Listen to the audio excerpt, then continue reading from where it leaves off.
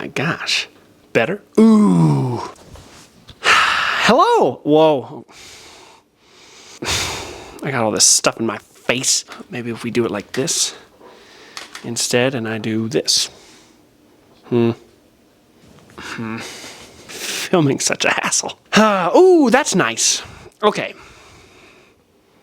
Hello, Happy New Year. It's that time again where we talk about the last month's wrap up, but because I didn't join in the festivities of other booktubers and make like an end of year wrap up, I'm gonna do that in this video. This will also be the video where I finally answer your questions. At the beginning of December, I made a community post that a lot of you responded to. And I said, ask me questions about the channel, ask me questions about books, ask me questions about the future, the past, the present, whatever you want. And you guys came through.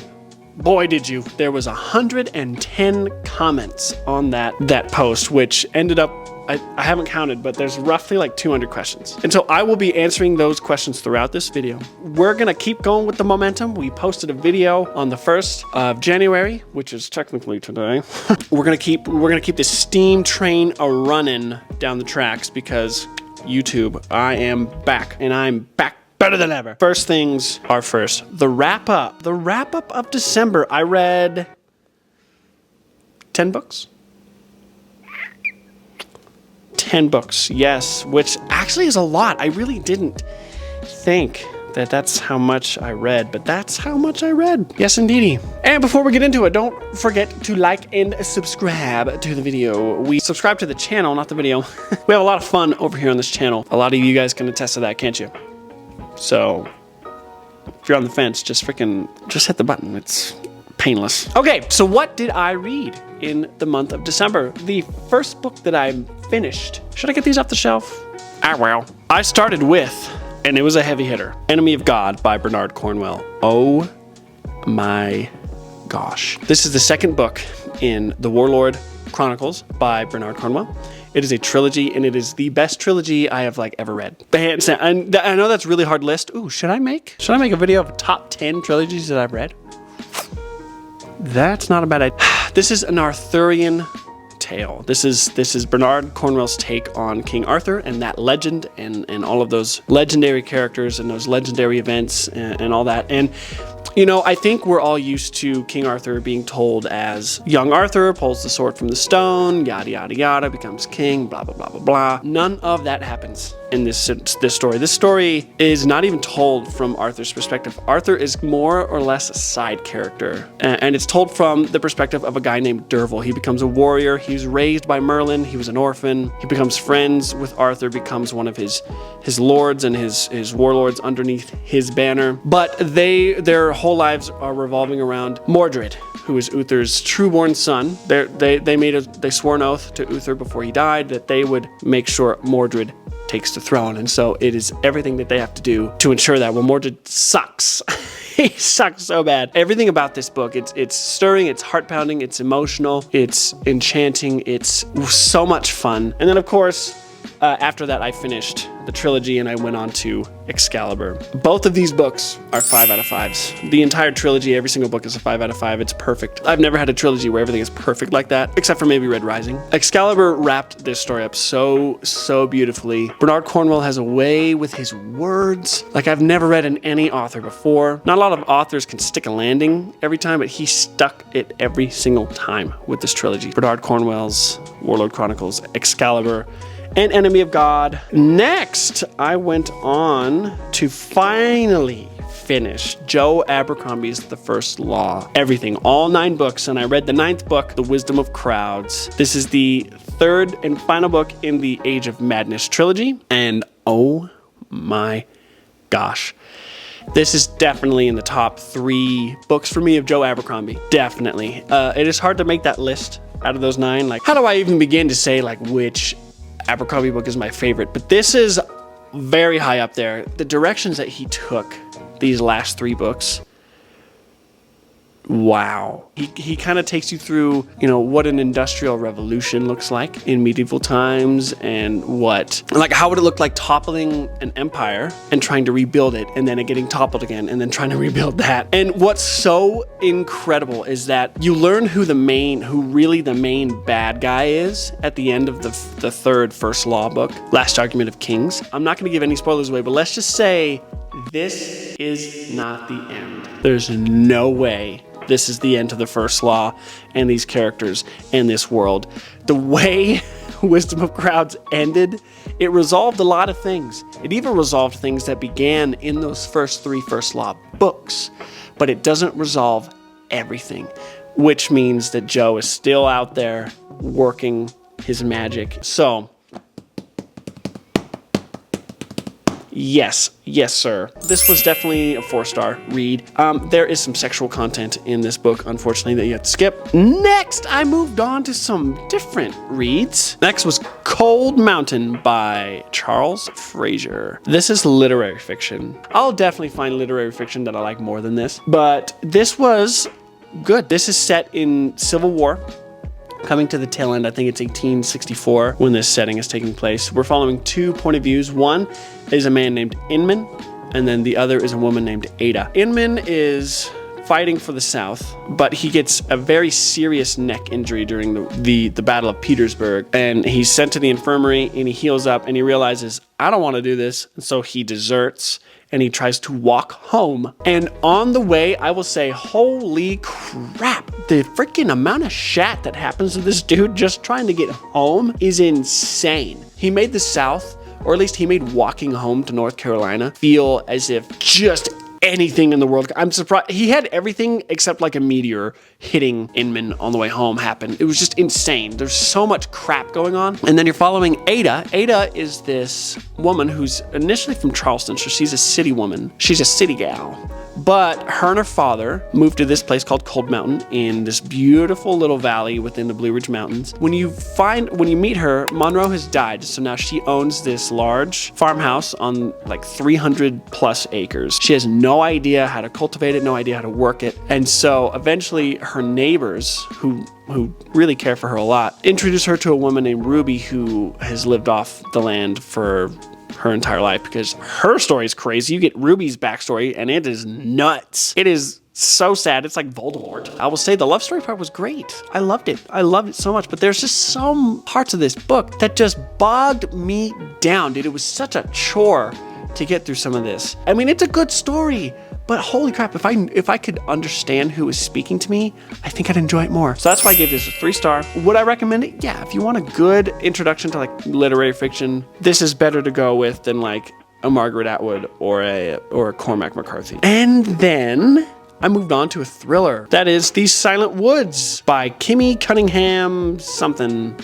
Grant. Kimmy Cunningham Grant. This book is so short, and it's about this father and his daughter. They are living in the woods. They've been living there for 8 years. The dad's got a military history, had several tours in Afghanistan, has PTSD. Because of that, there's some things that led up to why they live in the woods.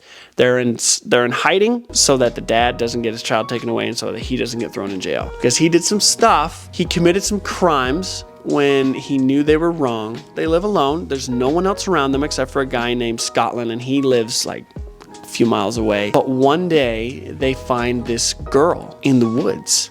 They see her far off while they're deer hunting, and the little girl, or the daughter, gets kind of obsessed with this person because this is like the first person she's seen besides Scotland like her whole life. And this book ends up becoming a murder mystery, and it was very, very interesting. The first half, I'm not gonna lie, was kind of like, what is going on? But once the murder part happened and the murder mystery happened, I was like, I am down. I am so down for this. And the ending took me by a total surprise. Honestly, the way it got wrapped up, I almost brought a tear to my eye. It kind of gave me the swelling in my chest with the epilogue. It was so beautiful. If you want a quick, wintry thriller, this is perfect. I gave it 3 stars. Because of that first half, I was kind of like, meh, because you're getting some backstory and it's told from first-person perspective, which is not my favorite, but it ended up being a good choice. Okay, I know that I said that I read 10 books and I only showed you 5. I am reading the Throne of Glass series,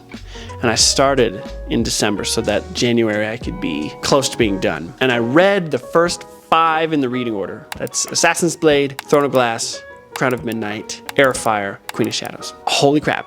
It's been a journey. It's been a real journey. I've been filming every step of the way, so get ready for that video. I'm hoping to get that bad boy up by the end of January sometime. But I'm not gonna give you my thoughts and opinions on that. You're just gonna have to watch that vlog. Those are the other 5 books that I read. Let's talk about 2023. Shall we? So in 2022, I started my reading journey, really. So in 2022, I found my genre, which was adult fantasy. I read 24 books that year, all of them adult fantasy. 109 minus 24 equals 85. Oh no, I read 90 books. I read 90 books. That's too many. I read 90 books in 2023. The majority, I think like somewhere around 50 something of those were fantasy. The majority that I did read this year was fantasy. I kind of started taking a break from fantasy reading in like September or October. Started getting into more historical fiction and thrillers. I read some science fiction at the beginning of the year. I'm not gonna go through every single one because that would be a video in itself. If you want to see that, I guess I can make that video. I really don't have a mind to make that video. So you can see that I really came a long way in my reading journey, and along the way I started a YouTube channel. This community has just embraced me and I love it so much. And now I can't imagine being a reader without YouTube. First it was just a hobby, but YouTube's made it a passion. Should we get into some questions? Should we get into that? Because there's like 200 questions that I was asked, I'm not going to be getting to every single one. And I will promise you this, if I don't answer your question in this video, I'm going to personally answer it via a reply to your comment. And I know several of you asked like multiple questions. If I'm picking and choosing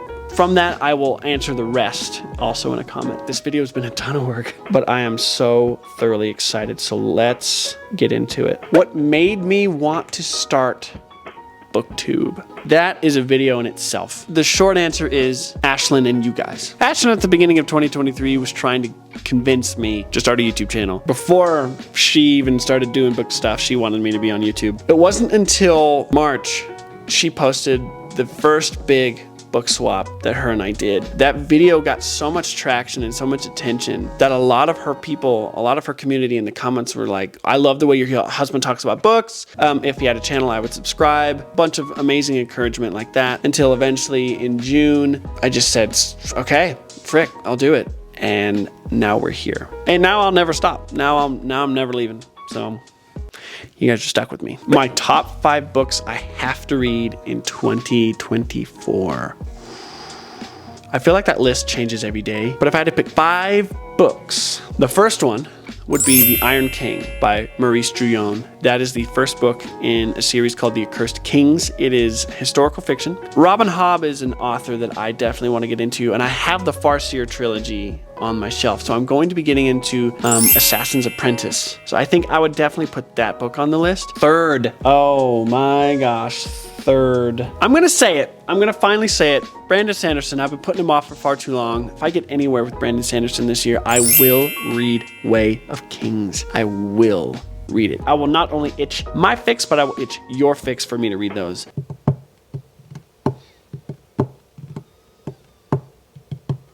I want to get into more science fiction, and I think if there's a book that I really want to read, it's Empire of Silence by Christopher Ruccio. I hear that the Sun Eater series is right up there with Red Rising. If you're a Red Rising fan, you'll be a Sun Eater fan. If you're a Sun Eater fan, you'll be a Red Rising fan. Gladiators in space.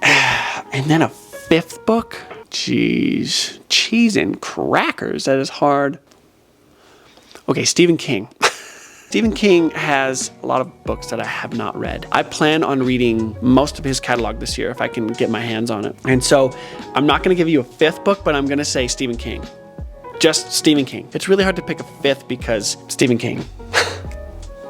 He has a million books that I wanna read. A book I thought would be great, but ended up being book that I read that I thought would be great, but ended up being complete and utter garbage for me was Tomorrow and Tomorrow and Tomorrow. This was a book that Ashlyn gave me as part of a book swap that we actually never did. But Tomorrow and Tomorrow and Tomorrow was such a bad book. Such a bad book. The thing is, Gabrielle Zevin has such a talent for her words. She has some of the most beautiful prose that I've ever read, but I hated the characters. If anything drives me as a reader, I am a character-driven reader. If your characters are great, but the plot falls flat, I'm still gonna love the book. Even though the plot was really good for Tomorrow and Tomorrow and Tomorrow, those characters sucked so bad, and I know, I've been told this by my dear friend Shay, that Gabrielle Zevin, she did that on purpose. She just didn't write bad characters because she sucks at it. She wrote bad characters on purpose. She wrote unlikable people, but I cannot get over how much I dislike these people. I hate them. I hated it so much.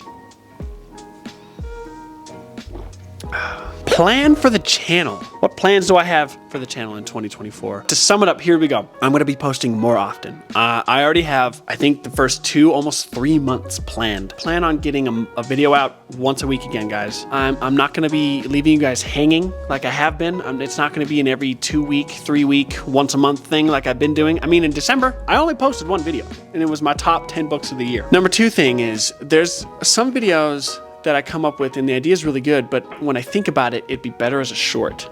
And so I'm going to be implementing a lot more shorts. That's about it. Those are the big 2 announcements I can say. More videos more frequently and more shorts in between videos because, well, I like content creating and it's really fun. Was I always into books/reading? I really got into reading books on my own at an early age, 4th, 5th grade, throughout middle school and high school. I always had a book I was reading, but I wasn't always reading, if that makes sense. Like I always checked something out from the library, but that doesn't necessarily mean that I finished it per se. And it wasn't until I graduated high school, moved out, lived life for a few years. It was like the beginning of 2019 where I really started getting back into reading, and a lot of it was nonfiction. And it wasn't until really 2020 that I started picking up fiction again, really started picking up fiction again. And I never really stopped after that. And so reading has always been a part of my life, but I've taken multiple hiatuses from it. Would you ever consider reading graphic novels or manga? No. Short answer, no. Short and long answer, I don't know. I'm just not in a place right now where I'm interested. Kind of like Brandon Sanderson, I was not interested for the longest time, and now I kind of am. But I'm nowhere close to being interested in reading graphic novels or manga. So, no. Sorry. What is something that would make you stop reading a book? I don't DNF often, but when I do, it's only for a handful of reasons. One is if it's incredibly smutty. There's just no amount of skipping that gets you past it. And I don't find that appealing in books. I know some people do, and that, that's to each their own. I think the only other reason I would ever DNF anything is if it was just if it's so utterly boring that I cannot get interested, or if it's so freaking above my pay grade that I can't understand it. Folks. So, there's a few chores that I want to get done, but while I answer your questions.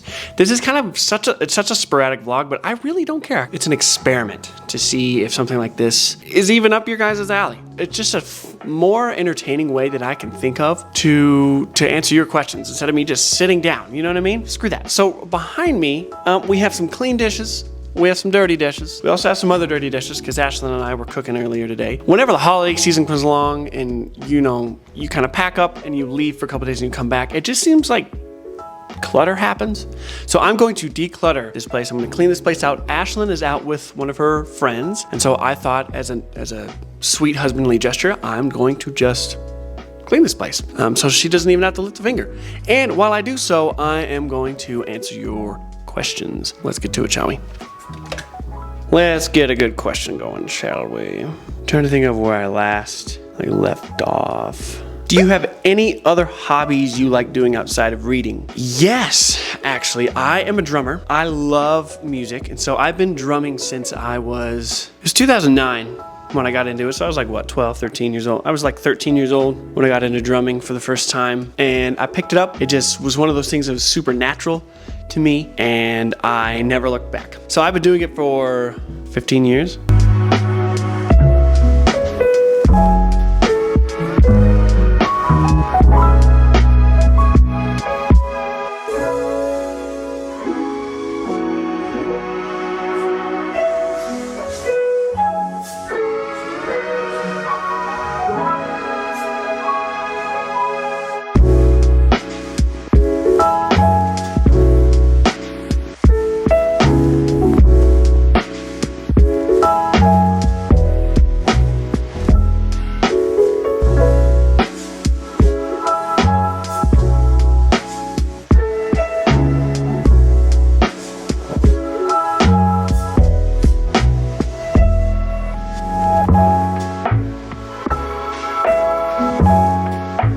but I'll be right back. Chores are done. I just stacked a pile of books in front of you. I thought I could show you the upcoming New Year's reads. These are all books that I've either bought or been gifted in the month of December 2023. And a lot of these are gonna hopefully feed into what the TBRs are going to be for the next month or so. I thought I could go through that with you real quick because it's always exciting to see a book haul. You know what I'm saying? I can answer some of your questions. First thing is first, we've got Needful Things by Stephen King. Can't go wrong with a Stephen King book. Can't go wrong at all. Needful Things is one that's been on the TBR list for quite some time. A little shop opens up in this little Maine town. Of course, it's set in Maine. And the proprietor pretty much sells anything you can think of. But the catch is these items are cursed. These items cause neighbors to do horrible things to each other throughout the community, and essentially is this little shop owner all that he appears to be. And Stephen King, of course, is going to weave a suspenseful and terrifying tale, and I'm so excited to read it. So that is the first book on the docket. The next book is Beneath a Scarlet Sky by Mark Sullivan. To say it's historical fiction set in World War II era, and we're following a young Italian teenager who gets roped into the German army. He becomes the chauffeur to Hitler's, it's like his second in command or third in command, like something like that. He becomes a spy for the Allies. It's also a great love story because he is also involved in an underground railroad that helps Jews escape across the Swiss Alps and falls in love with a widow, and it's based on true events. Before I move on, that gives you a little tasty, I'm going to read a question.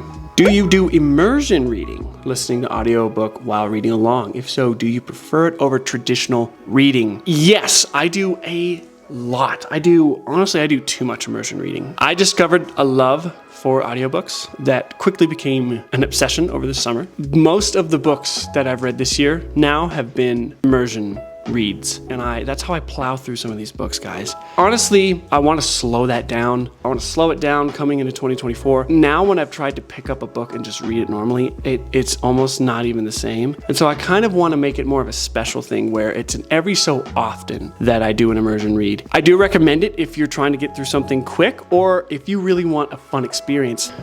Next is Jonathan Strange and Mr. Norrell. It's in the literary fiction.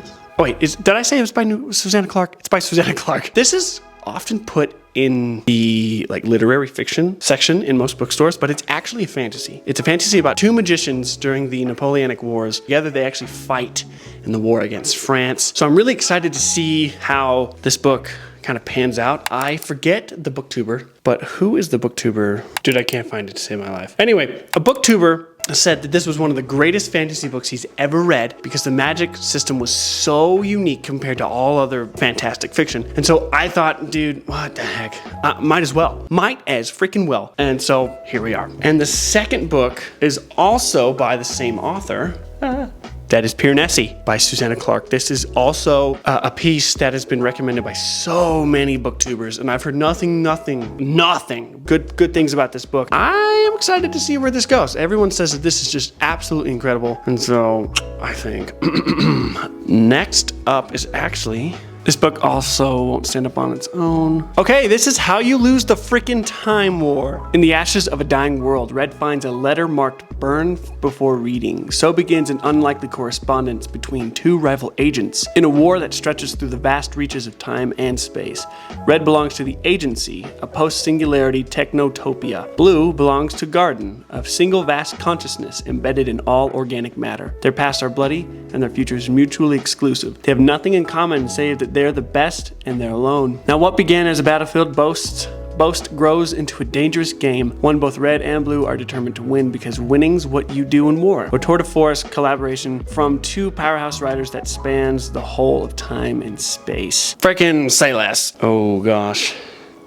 Next is The Great Alone by Kristen Hanna. This is a book based in Alaska in the early 70s. A family moves up there, and my dear friend Shay told me that this was like Prince of Tides, and you all know I can't stop talking about that book. I love Prince of Tides. And I guess it's a story about trauma, about abuse, about love, about redemption, about atonement. And I'm so excited. Ever since Shay told me about it, I thought I have to get this book. And lastly, I have a series that I'm excited to introduce to you on this channel, and that would be... Don't fall. No. Hi.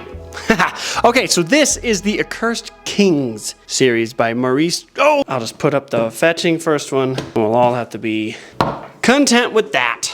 These books do not want to stay, so there you go. Maurice Druillon's The Accursed Kings. This series is supposed to be the original Game of Thrones, as stated by George R.R. Martin. I think spanning a few decades in a world where we're following French kings and French kingdoms warring with each other. Apparently the political strife and the political maneuvering and the wars and the battles are just so amazing. This is considered historical fiction, and I am so excited. As soon as I heard that George R.R. Martin kind of used this as this is one of his all-time favorite series and one of his biggest inspirations, I thought, screw it, I gotta read it, because I love Game of Thrones. I love A Song of Ice and Fire, and I thought, what better series to pick up if I love those than some of the inspirational series. So this is that, The Accursed Kings. I really probably should have answered more questions in between that, but I got carried away. Did any of the books you read this year make you cry? Yes, they did. Golden Sun in the Red Rising Saga and Morning Star and Lightbringer made me cry. 3 out of the 6 Red Rising books. Pierce Brown's ability to do the plot twist that breaks your heart, and he always does the worst possible scenario, and it just fractures your soul. I will say Prince of Tides.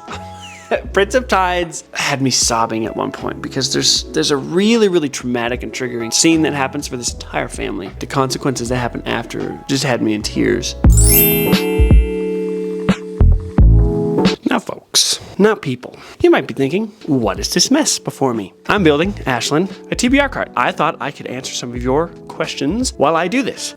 Yeah, we're just gonna freaking get started, and it's gonna be a blast. First question. How in the heck do you find the energy for continuous vlogs? Camera angle is always on point and personality is always in check. How? My content creator brain is bamboozled. Love your videos. Thank you so much. I'm gonna go find your channel real quick. Not So Average Joe. Everybody go look her up. Go sub to her. Looks like another booktuber in our midst. I am so excited. But how in the heck do I find the energy for continuous vlogs? With continuous vlogs, with doing content creation,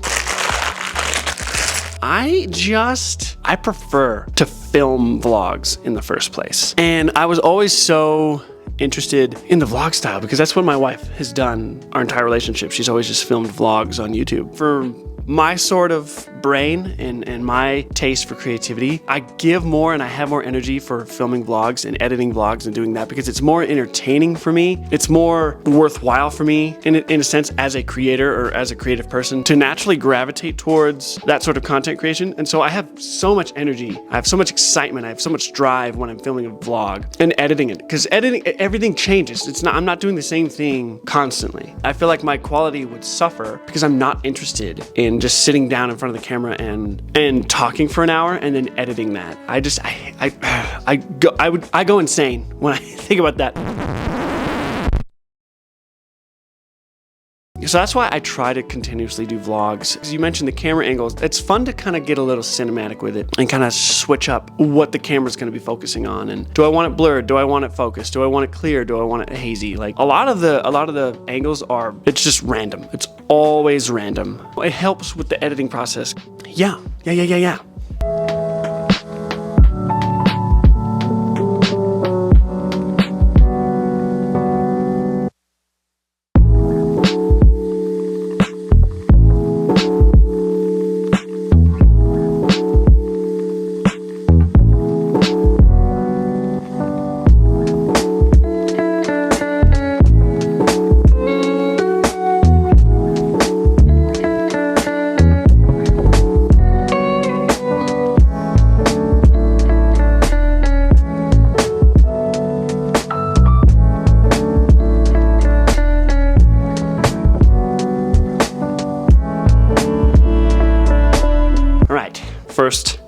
little shelf in the cart taken care of. Ooh, okay. Favorite book of the year, your favorite video you made. And I still think The Stand by Stephen King is like the best book I've read this year. One of the best books I've read in my life of all time. Probably won't ever change. That book is so stunning. Favorite video that I've made this year? There's so many fun videos. There's so many videos that I look back on and go, that was just so fun to make. I think if I had to name a few, I like the one where I filmed me reading The Stand in 24 hours. Another handful of videos, I love the book swaps. The book swaps are so fun to film with Ashlyn. And actually coming up this year, there's gonna be book swaps with other people.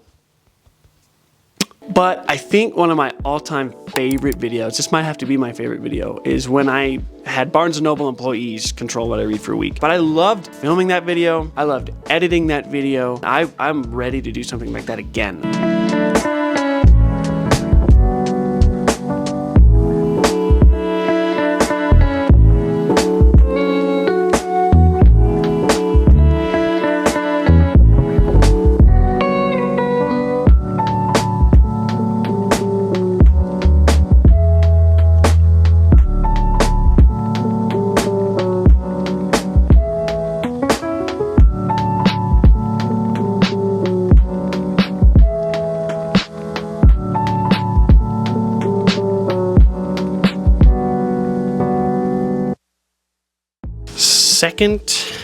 Second shelf completed. Moving on to another question. Which book got you into reading, and which book means the most to you or had the biggest impact on you? The book that got me back into reading, because I read on and off throughout school.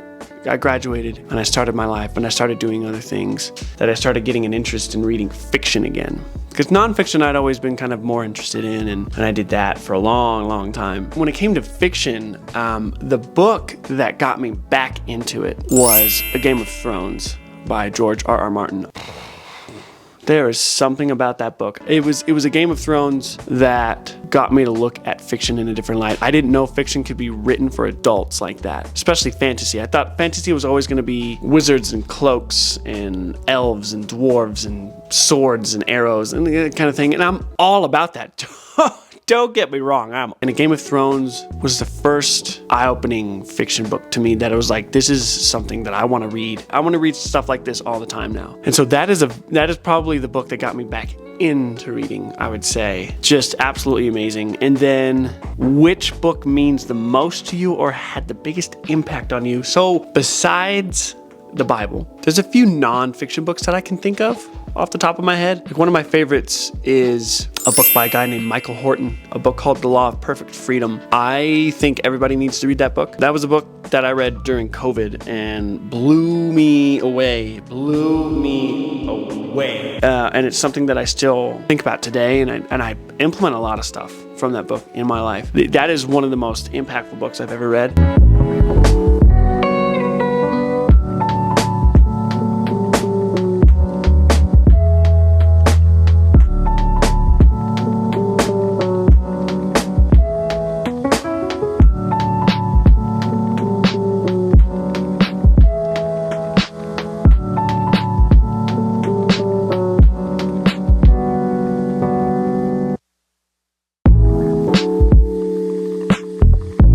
All right, we are done with the shelves. Now it's time to put the wheels on. All right, let's get another question. Ooh, I love these two questions. So, did you find any new favorite booktubers this year? Has booktube been what you expected or quite different? There's actually a few really good booktubers that I found this year. One is called Red Fury Books. He is great. He's kind of the guy that's getting me super interested in more historical fiction and more like post-apocalyptic kind of settings, because he kind of reads it all. There's just something about the way he talks, and he does YouTube on the side. So everyone go subscribe. Every time I watch a video of his, I'm adding to my TBR. It's insane. Another booktuber that I love that I wish was just bigger, I just wish they had like 10 million subscribers, is Leaf by Leaf, a guy named Chris. This guy is like no other booktuber that I've ever watched. He doesn't read fantasy. He doesn't read science fiction. He's into a lot of literary fiction, historical fiction. He reads a crap ton of poetry. He's really into philosophy. I mean, he's like, go and watch his top 10 big books of all time. And when I mean big, like all of these books are like over 1,000 pages. He's influenced me to broaden my horizons. And that's why a lot of the books that I've been reading since October, I've really taken a lot of inspiration from him, how he has this just diverse repertoire of books and genres that he loves. Everybody needs a little bit more leaf by leaf in their life. A lot of the people that I take a lot of inspiration from for YouTube don't make similar content to what I do. I think everybody needs to go sub to him. Right now. Go do it right now. And then, has BookTube been what I expected or quite different? I've been doing YouTube for 6.5 months. Come January 15th, it'll be 7 months of doing YouTube. Kind of like as a full-time side gig. I did not think that I'd be anywhere close to 9,000 subscribers, but here we are. You know, but I did not expect over 8,000 of you to show up in this amount of time. And I cannot express my gratitude enough. This has been such a wild ride, and you guys have made this experience. Honestly, the reason why I've made all the videos that I have and done all the things that I've done this year on YouTube is because of you guys. You guys showed up. That's such a long-winded answer. No, Booktube is not what I expected it to be. Booktube is nothing to what I thought it would be, but I'm so happy that I did it, and I'm so glad that you all enjoy the freaking stuff that I make.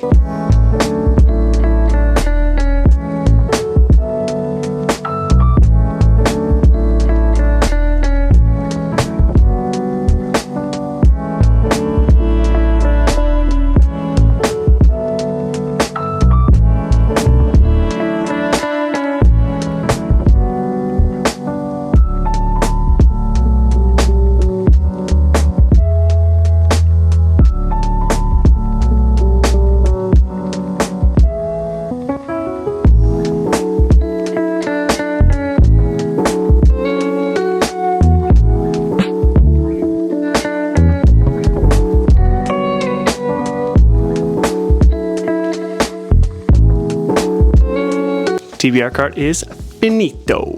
Excited about that for her. That's great. Great stuff. Let's answer one more question. What do you do for work, and how do you read so much while you're at work? I am a commercial site surveyor for an electric sign and awning company, which means I go out to any sort of business you can think of, and I survey the building, exterior and interior, for signage going up or awnings. I've done surveys for professional sports teams, like here in Utah. I've gone to the professional Salt Lake Real soccer stadium, and I've climbed their massive 150-foot scoreboard, and I've done a survey so that my company can install signage on the top of it, these 7-foot tall letters. I've done Chick-fil-A surveys so that Chick-fil-A can get their signs. I've done stuff in airports. I've done stuff in malls. I survey pretty much anything you can think of. Little things, big things, small things, medium things. I mean, just you name it. And that's what I do. And so I'm able to read a lot because I drive pretty much all day. Like, I work 10-hour days, and I would say on average 5 or 6 of those hours a day is spent driving around. I have really taken advantage of audiobooks. And so that's how I'm able to read so fast sometimes. That will change come the new year. I'm not going to binge audiobooks as much as I have been. I will definitely utilize them here and there. On my own, I like to do a much slower pace. But guys, I'm gonna go off and do something else, and I will catch back up with you later.